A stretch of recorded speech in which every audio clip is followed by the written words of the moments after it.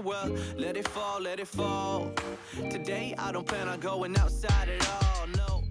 I'm gonna chill. What's up, guys?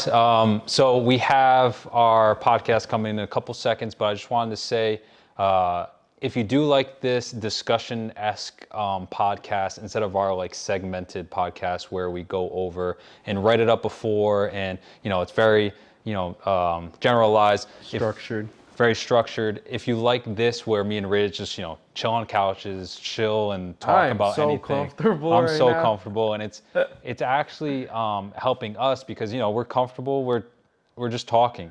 If you like this, kind of vibe that we have going on, definitely hit the like button and let us know in the comments. It's a vibe. It's a vibe. It's a vibe. Yeah. So if you guys like this, let us know, and then enjoy the video. What is going on, everybody? We are back.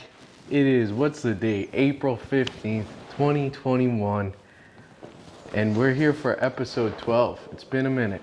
It's been a lot of minutes. It's been a lot of minutes.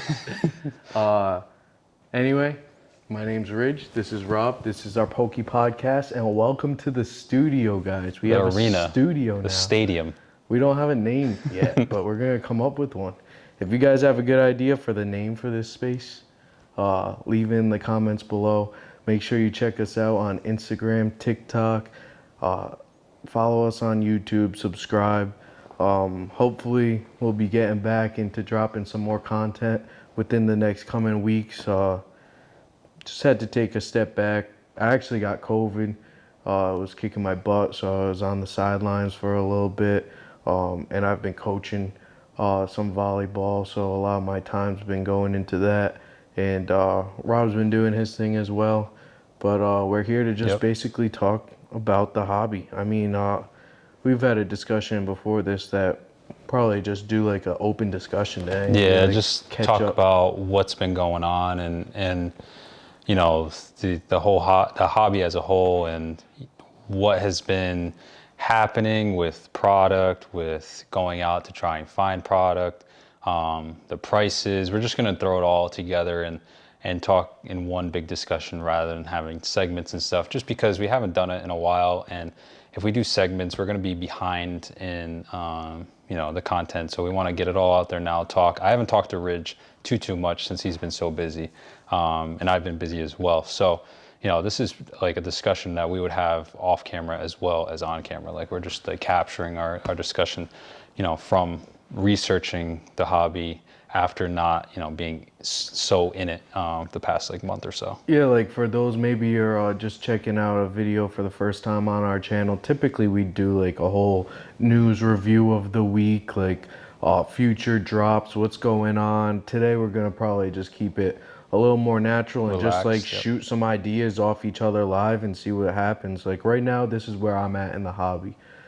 I'm kind of just analyzing. Well, I feel like if you're in the hobby right now, you may be asking like, what's going on? Like, because things have changed. It's not how it was a couple months ago, and there's a reason for that. And I've been thinking about this a lot. Actually, last night got to hop in a clubhouse, talk some Pokemon. That's always a great time. Some great people over there. Make sure you check them out. Shout out to all my friends over there on Clubhouse. They always show me love when I jump in there. But we had a similar discussion the other night, is like just analyzing what happened. Like if we rewind a couple months, there were so many factors that put the hobby into that place where it was, right? Like we had coronavirus, which just shut down the entire world, essentially. Like you couldn't go out and do stuff. You couldn't go to the gym. You couldn't do things that you would normally invest your time in, right? So everybody's stuck at home with nothing to do. What could you do? You could research the entire existence of Pokemon and the trading card game, right? And invest. And that's what a lot of people did. On top of the fact of like Logan Paul, you had a lower market to start in, like a huge product market to invest in and discover. So there were a lot of hidden gems and whatnot. You had PSA wasn't backlogged a year. They weren't not accepting grading. Like that's where we got to. We went from like you could probably submit a card and get it back in like a couple weeks to this company literally had to stop accepting. They had to put a pause on their business essentially. And that also goes into the fact that like COVID caused them to actually have to stop when COVID first started, which has to do with why they're backlogged in the first place. But now we're months past that and they've just been like, you know what?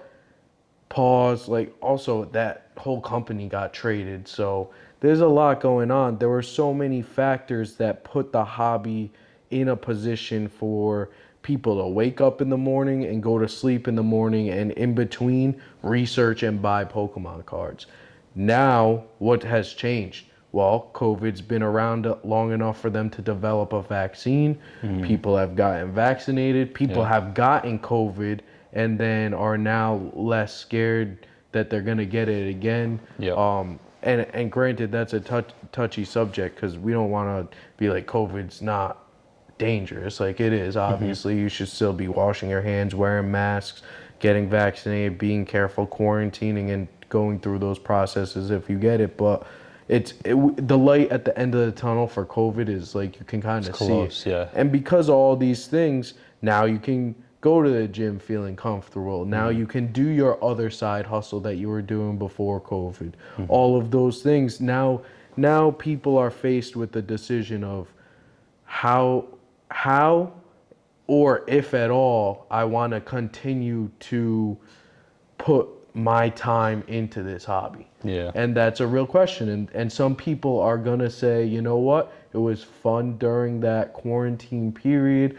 Maybe I made a couple bucks. Maybe I picked up some things I'll keep for the rest of my life. But I'm going to go back to what I was doing before.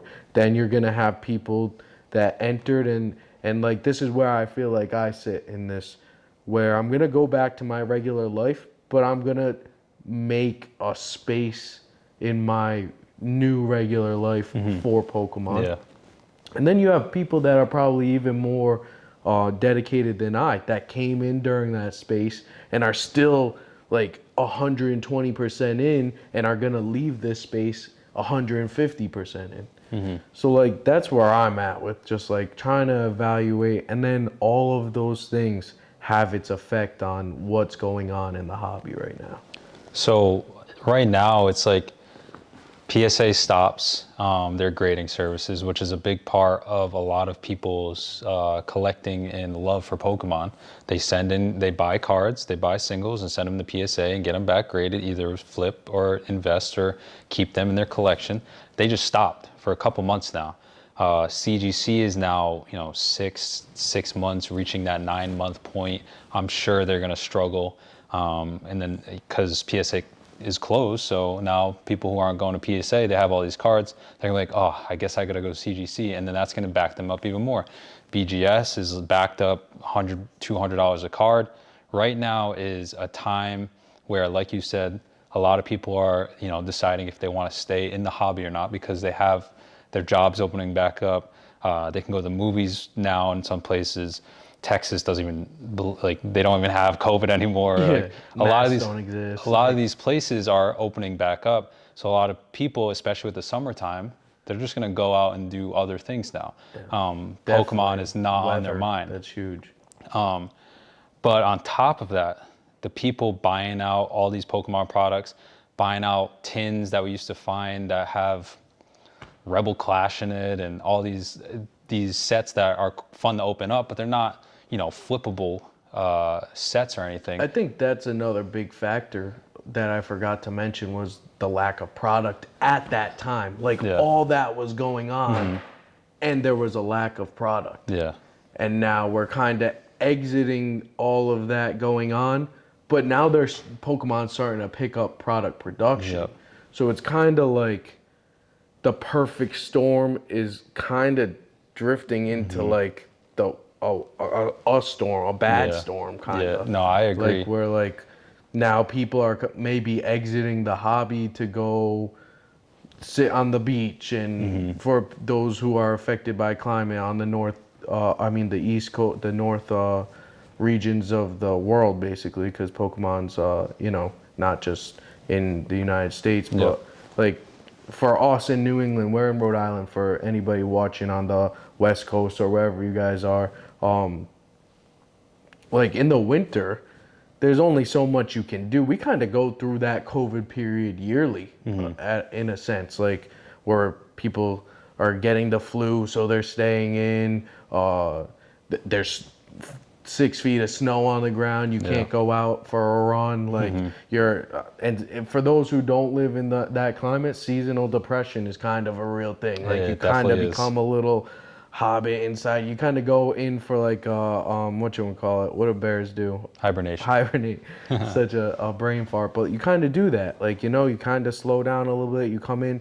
Maybe that's not the same for everybody. Everybody just went through that, but when for the East Coast and where we are, summer comes around, everybody's outside. Bikers, runners, joggers, walkers. There are people flying their kites, hang gliding. Like it's just like everybody comes out and goes through that. So I feel like the world just went through like an exaggerated version of that, and now we're kind of exiting. And then you throw Pokemon in. And so people are leaving the hobby to go and live their lives, which is fine. It's healthy. You should do that. But now Pokemon decides that they're mad at scalpers, so they're saying they're going to print a bunch moving forward. So it's kind of like bad timing. Like they probably should have just kept doing what they were doing. Because it's not like, I don't think that them, I don't know. Like where it comes to like them printing it, because I haven't seen it in the stores that like all of a sudden now Pokemon products are readily available. So I think there's a lot of products, especially with battle styles, they've been available in more stores. So like Dollar General, all those places did get stuff. I've seen a lot of people pick up a lot of product at Walgreens too. And it's just coming to the point where a lot of like Target, Walgreens is even doing it. They're limiting per person. So that's a good step in the right direction, but people are still buying out anything they find because they're still in that phase where it's like, if I don't buy it, I'm never going to see it. And then they're trying to charge these immense prices, but in other places and in other stores, they still have product. Like it's in that weird in-between stage where there's enough product, but people are still buying it out because they're scared that there's not enough product. So it's like in that in-between stage where Pokemon is pushing out a lot of stuff. People are going and buying every single thing they can, but they're still putting product out. So it's like it's the stage of sealed product and modern product right now is very weird, and it's like you said, there's some people leaving and selling their collections because PSA is closed down. They don't feel like waiting. They have all these singles. They wanted to send it out. They're just selling their collections because that's all they were in the game for, is like slabbing at PSA. And then there's other people getting out of the game because they're sick of the scalpers buying everything, or sick of, not everyone is a scalper that's buying everything, but people buying everything and not being readily available to get their stuff. They're leaving. It's at that point where like they're over it. It's also like fads happen. Like things come and go. And this super weird example, but like, I don't know for you, like I feel like I was in Western Hills, which is the middle school I went to when this was happening, or maybe high school. Remember those silly bands? No, okay. No. No, I'm just saying. Like it has nothing to do with Pokemon. It's not even comparable. But I'm just saying, like, fads come and go. Like, like this, it's completely different. This is gonna stay around. Pokemon is gonna stay around for a long time. It's a huge business IPO. But I said the word fad, and I just thought of that because there's so many funny ones. But when I say the word Babies too. When I say the word fad, I just mean like, you know, there's a point where people who you would never expect to be talking about something are talking about that thing. You know what I mean? Like Pokemon really hit that this year, where it was like, your aunt was like asking you about Pokemon cards, and it's like, whoa, like that's too much. Like there's just like, you know, that's realistically not going to stick around forever. Pokemon, collectors, investors, there will be a good group a good amount of those people moving forward for, I'd say, probably past my death, honestly. Yeah. So a lifetime. But will it always remain how it was for the past couple of months, how it is now? I don't think so. It was unsustainable. Will it be like that again in the future? I think that's the question a lot of people in the hobby ask themselves. I'd be willing to bet, yeah. I think it created a new floor for a lot of product and a lot of slabs and a lot of collectability in Pokemon. And a lot of things go through this phase. Like there's like crypto stock, like all these things that are valuable and are collectible, and all these, like they go through that phase where it's like, this is the floor, a lot of hype creates a new floor, less hype, like the hype dies down and then it just goes in cycles. And with something like Pokemon, that's a $100 billion company, probably way more now, and it's a worldwide thing. It was one of those eras or one of those times where it happened, and we're at like the end of the exactly. And what happens is, like, when you create a new floor, it kind of like sets like what the future is going to hold for Pokemon. Like, because right now that floor is where we are currently, and some would say you could look at it at the same time as looking at a floor. You can look at it being the ceiling. You know what I mean? Yeah. And so when we go and, you know, you're gonna say we're getting kind of like crazy into analogies, and so I really haven't thought this through. I'm really just making this up off the top of my head. Like, there are multiple floors in the building, right? And right now we're hitting a ceiling, which is floor number 2's bottom. Essentially, we're going to go back down to the floor we were just at. But then in order for us to get to like floor 3, you know, we're going to look back at this ceiling that we were on now. And you have to like go through that. And like at some point, like we may be looking back at this era, and these are going to be big trophy cards. They could be, you know? That's a question that's not guaranteed either. Like, who knows? Anything could happen. Maybe we'll never experience something like we did the past couple of months. And I think this whole era, this past year and a half or so, has really affected vintage, in my opinion. Most. And the reason why is because so many people opened up vintage stuff, booster boxes, you know, packs and everything. They opened it up because they wanted to get the flip at PSA, CGC or whatever. They wanted to grade it, and they wanted to flip that card that they just pulled. So now there's even less booster boxes of base set, unlimited, first edition, you know, all those older sets, Skyridge, Aquapolis, Expedition, a lot of those limited time sets that didn't get printed as much as, you know, Team Rocket and, you know, Fossil. A lot of those got printed really, like a lot. And now that people have opened them up a lot, and people have done breaks, and Logan Paul's opened 2 boxes, this person opens this box, this person opens this, like there's less in the population now. So this whole era is probably going to bring up vintage, you know, old boxes up, because there's less now, because of the hype that everyone wanted to open these packs. So that's a big market that it affected as well. Do you think that we are hitting a ceiling right now? Looking at Facebook and looking at, you know, forums and watching YouTube videos and seeing even these big YouTubers and stuff kind of lose a little bit of interest in opening packs because of what has been going on with the scalpers and the botting and all these things. It drives people away.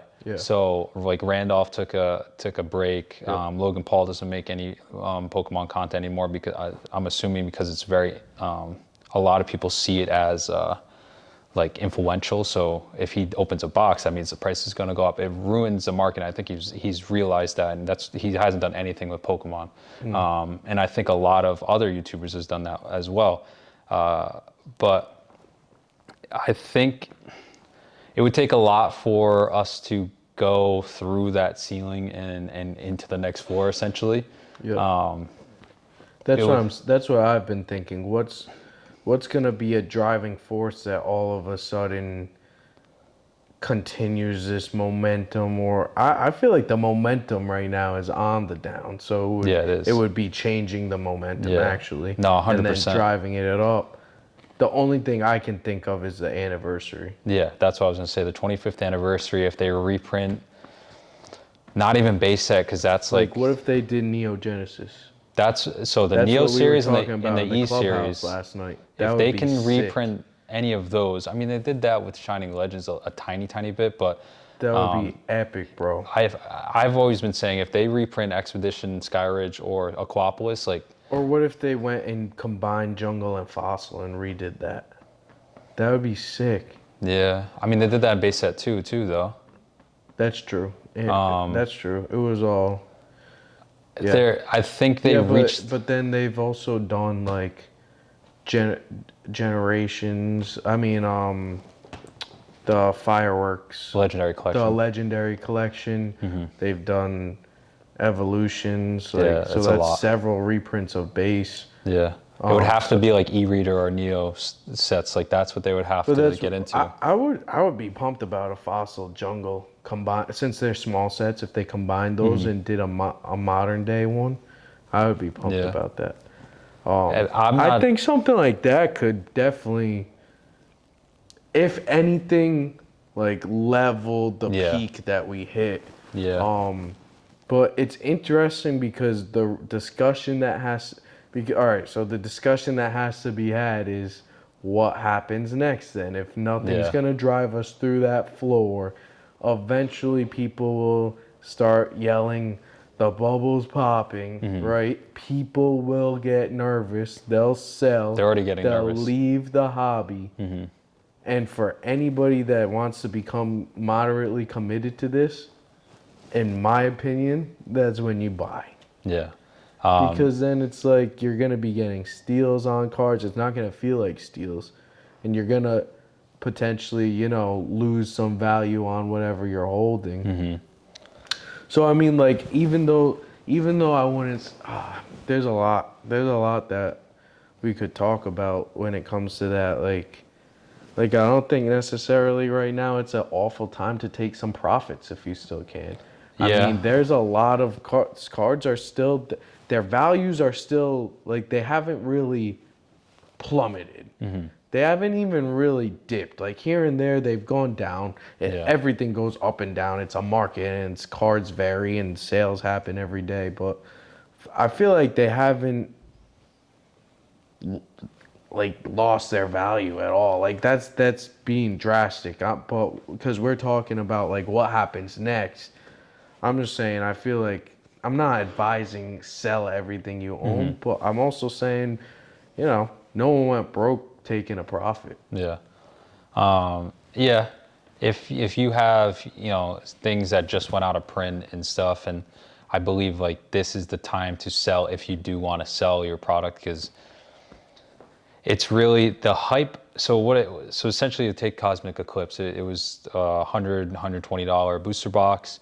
It goes up to 450, crazy numbers. The best card out of there is the Pikachu card, right? What? Cosmic Eclipse. So give that for example. That's a $60 card, right? Cosmic Eclipse. The character cards. That's not Braxton and Charizard, is it? Yeah, it is. So that would be probably the highest. So Braxton, Charizard, they don't really correlate with the box price. Let's do Evolutions, for example. Evolution's selling for $1,000. I'm just gonna look it up. And Charizard, Hollow Charizard is selling for, $100, maybe $150. The reason why it's so high is because a graded 10 Evolution's Hollow Charizard is going for, $5K or something crazy. It's because of how hard it is to pull a 10. But opening that box and, you know, risking to get that 10 is like super, super small.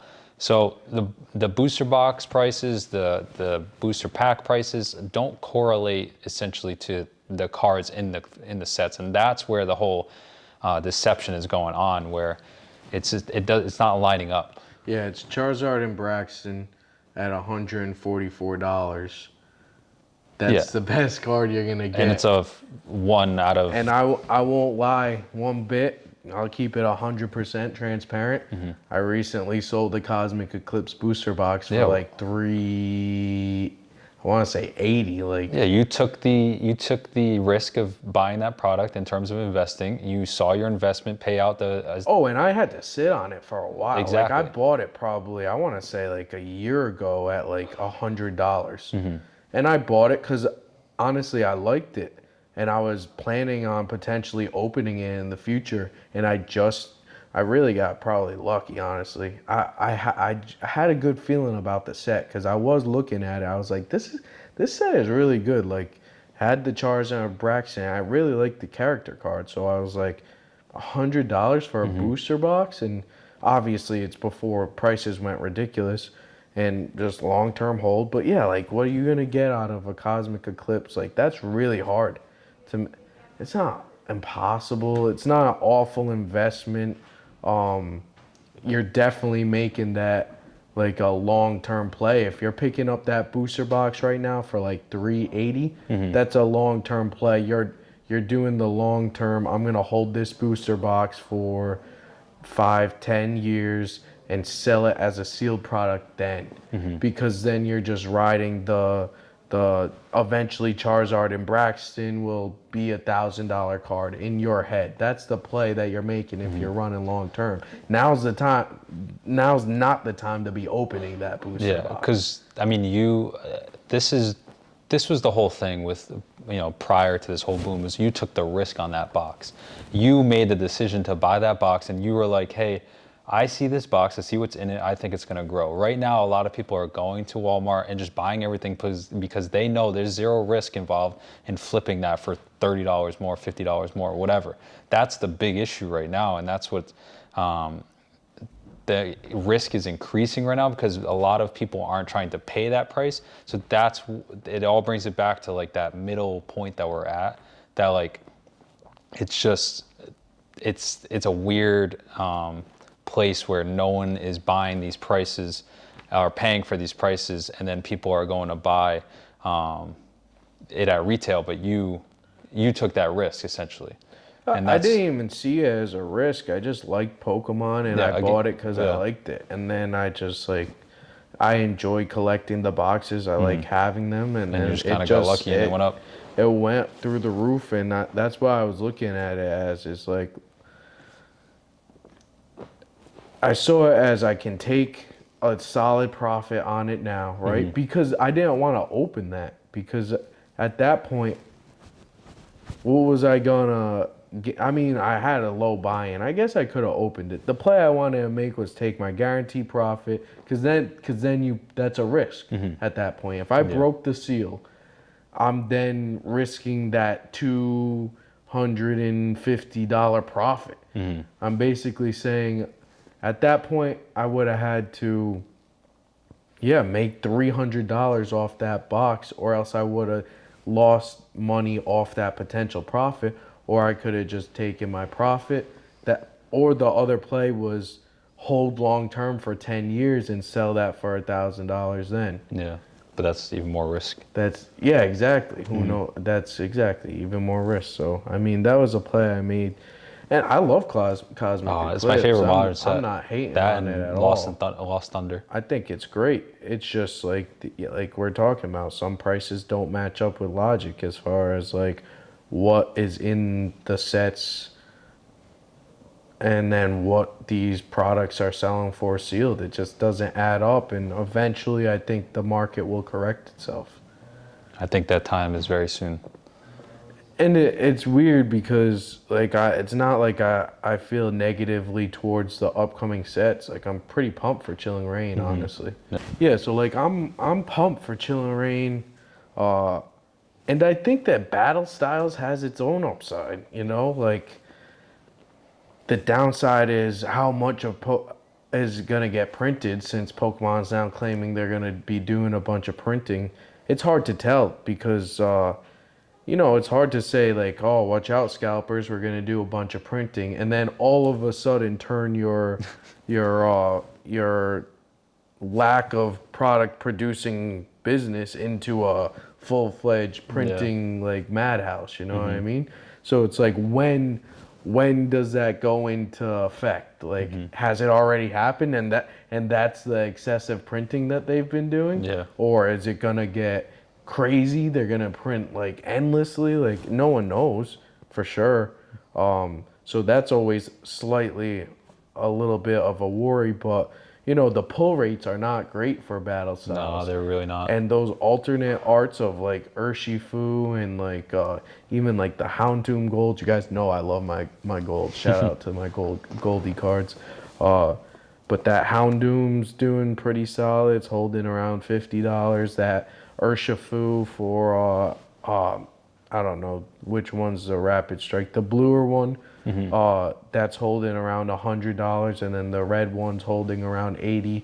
I mean, I feel like that's not that expensive for a legendary, a new legendary, a legendary that was really played a big role in a video game, a legendary that has two versions of it, a legendary that evolves. Can you even name another legendary that evolves? I don't think there is one. Exactly. Like that's pretty crazy. Yeah. Also, maybe that's a play right there. Pick up the is it what's the pre-evolution's name? I should know this. I was playing the game. Begins with a K, I want to say. That could be pretty cool. Like the first pre-evolution of a legendary ever. I don't think anybody's really talking or thinking about that, or that card's really super valuable. So I mean, I guess it all depends on where you think the hobby's going. But Pokemon's continuing to put out good product, in my opinion. Yeah.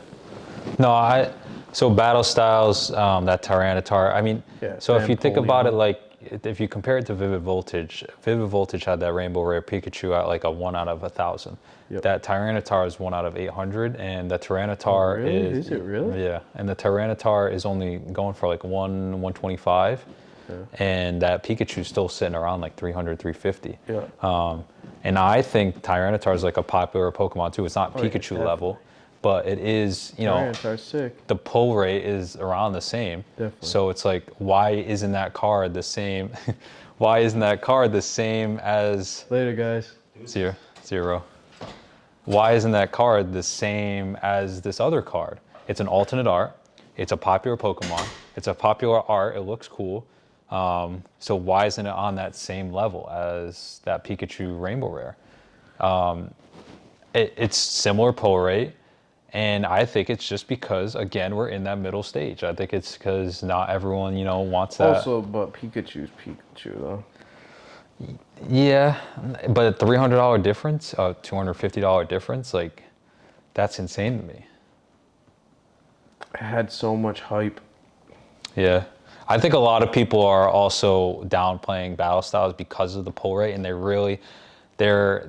they are used to Shining Fates because the newer people are coming in and ripping packs. They're used to Shining Fates and Vivid Voltage, where you got an amazing rare, you got these full art trainers, you got shiny cards, you got all these things fairly easily. And now Battle Styles comes in and it's like any other older set, you know what I mean? So it's super crazy because they're like complete opposites. What? Shining Fates and Battle Styles. I know, because you could pull... They're complete opposites, and exactly what you just said, like the popularity or the populace of people will probably love Shining Fates way more than Battle Styles, when in reality, when you're talking about investing and collecting rare things, Battle Styles will probably be the better set long term, because yeah, it's super fun to open Shining Fates, but like it's not hard to hit any of those cards at all. At all. Even the Charizard's fairly easy to hit. Yeah. So like naturally people want to open stuff that they know is easy to get a big hit in, but how big of a hit is it if everybody's hitting that? Whereas it's not as fun to open up battle styles because you feel like your chances to hit something aren't good because they aren't, but the value of that long term could be pretty solid. And then you got to look at that at a buying standpoint. No one says you have to rip the battle styles and take those crappy pull rate risks. Yeah. Just buy the card. That's what I'm looking at right now. Just buy. And like, if I'm probably going to open one of the two, I'll probably open the Shining Fates. Yeah, just because it's more fun. Yeah, you know that there's going to be a better looking card coming out of, say, like a Pikachu box or an ETB. Just because they're shiny, they're full arts, you can get a lot more hits within less packs because that's just how the set is.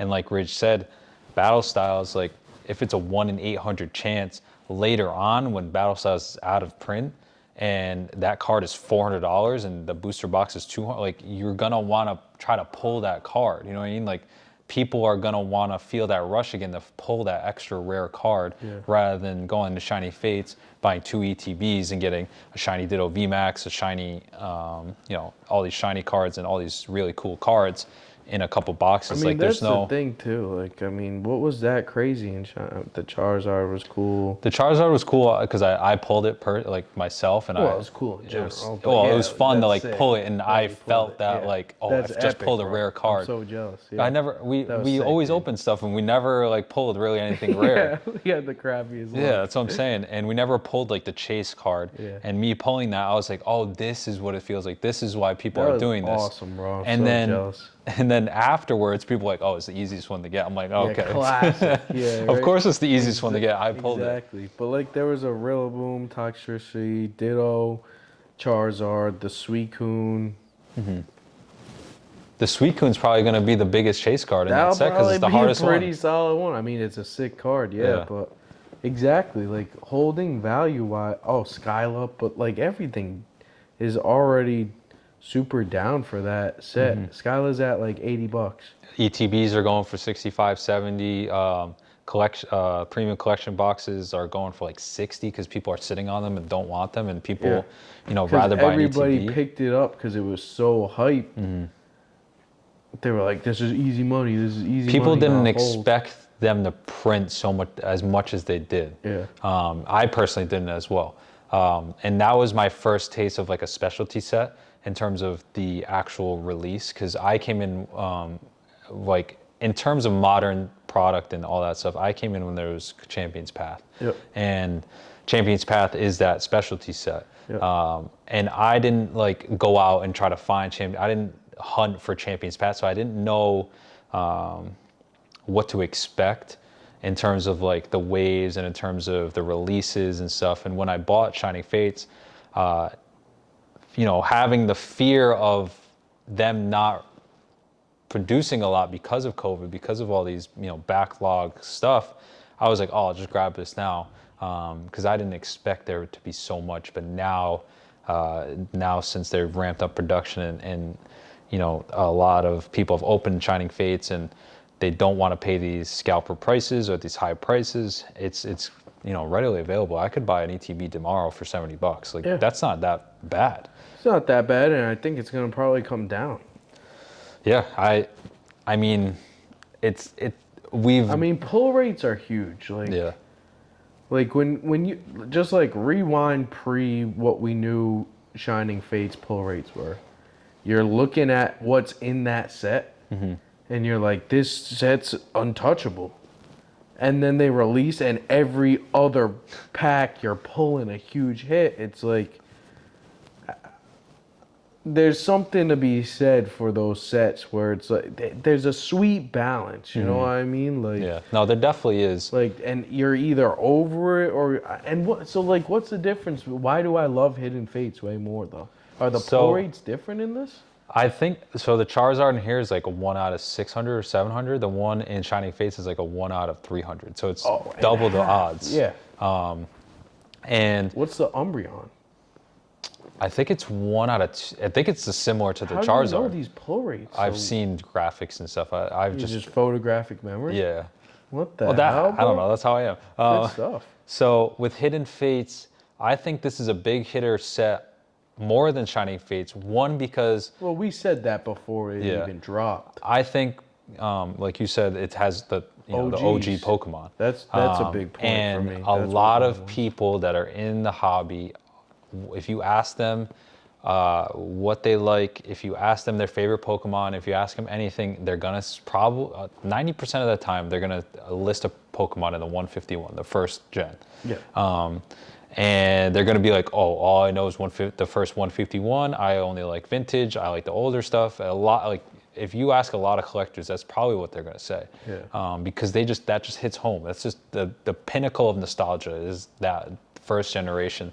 And a lot of like our generation in terms of our age and how old we are, we were growing up right when all that came out. So like we grew up with all this stuff. So when you release more Pokemon, they kind of don't hit like the first, first gen and second gen too, that second gen do. So all these VMAXs and these GXs and everything, like people don't connect with them as much as those like, OG Pokemon. Yeah. So that's where I think a lot of success is with the newer sets is the older Pokemon. And I don't know when that is going to be too much for someone. Cause like for me, like, I like the older Pokemon. I love them. I love the OGs. I grew up with them, whatever. But I like Rillaboom. I like Sandile. I like the newer Pokemon. Like I'm accepting those in, and not a lot of people do that. They'll only focus on the older ones. So like with Shining Fates, they'll open it. They'll see all these Pokemon. They'll be like, I don't know what Rillaboom is. I don't know who this is, but it's cool to open. Getting hits. I'll sell them and then move on. Yeah. But with these, if I open and get a shiny Mewtwo, I'm like, oh, shiny Mewtwo. Dude, I want that card. I watched the movie and saw Shiny, and I saw Mewtwo, beat up Ash and all these things. Like, that's where they connect with it. And a lot of people haven't, watched the newer shows or new movies, and they don't connect in that way. They just connect with the older ones. So that's why. I think pull rate's a huge part of it. Pull rates are definitely huge, but that's like that turning point, I think. I agree. I mean, like we said on a previous video, we had analyzed that, and like that was my strong take. Yeah. That's exactly what my take was. Like, if you break down the set, this has sick hits in it. Yeah. Like, and it has to do with that OG thing. It's funny though because like we look back now on like post WotC, and there are some sick cards that just got slept on because of how the hobby was acting.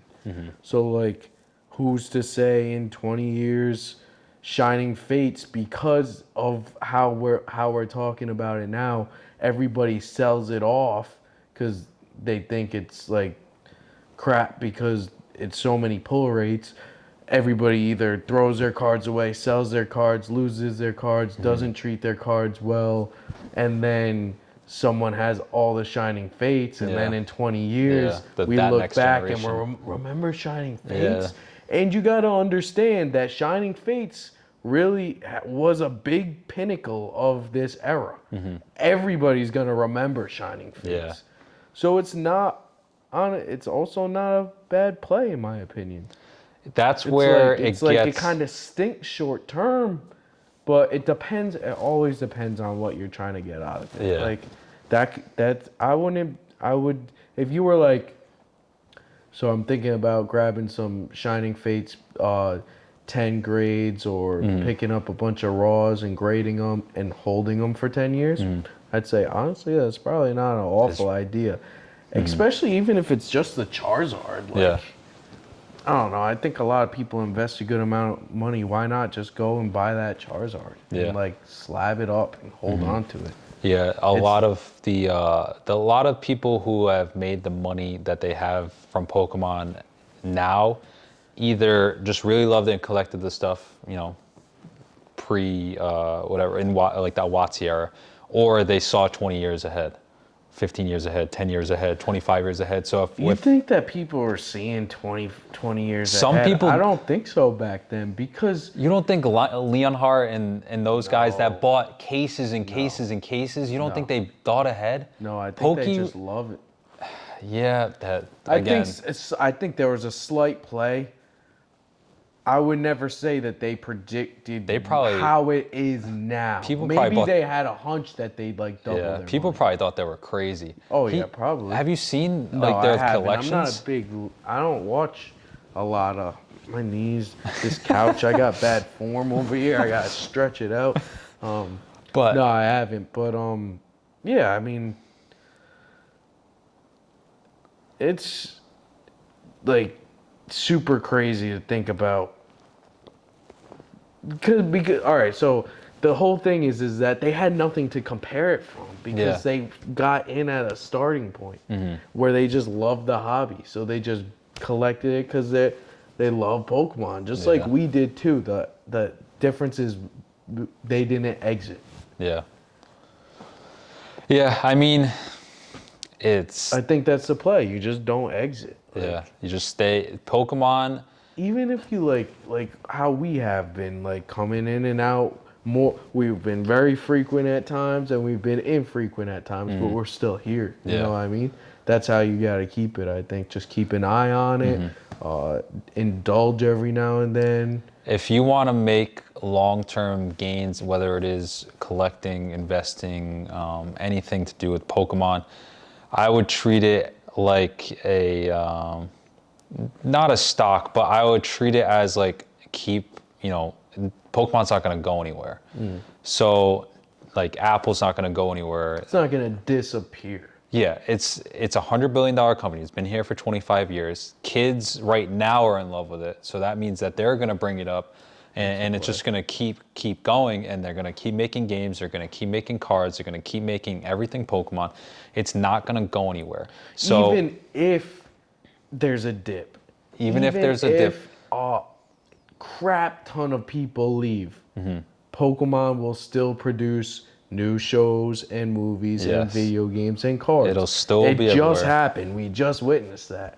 Like before this just took off, it had been 20 years of, I don't know, minus the first 5 where it was booming. It had been 15 years of like, there weren't a crazy significant amount of people regularly collecting, regularly playing as much as the previous games, regularly involved in whatever. There were obviously people still there. If not, the business would have went out of business. But it just happened. Like people don't realize that like the Neo series, the e-reader series, like no one liked them.